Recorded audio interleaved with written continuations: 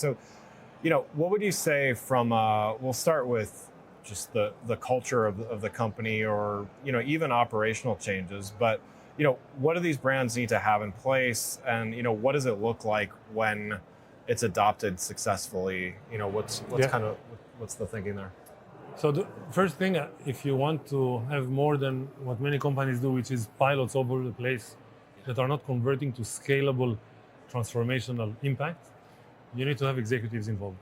So whether it's a CDO or CMO CDO, or in some companies it's somebody who runs the business unit, they need to drive this adoption. Secondly, obviously you need to bet on areas that are really impactful. So you can, I can go to a brand and they will say, we need some help with editorial content.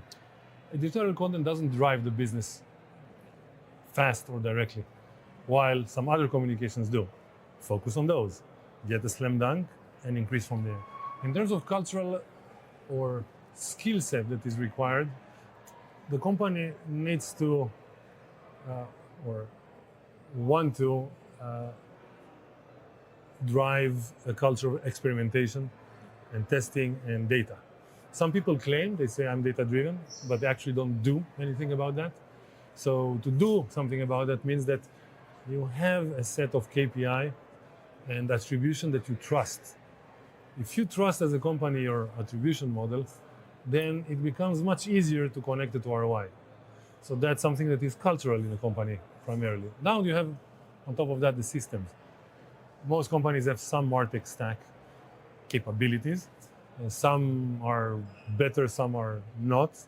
But the most important part is executive focus along with a culture and an understanding of where money comes from and therefore how to evaluate any new program.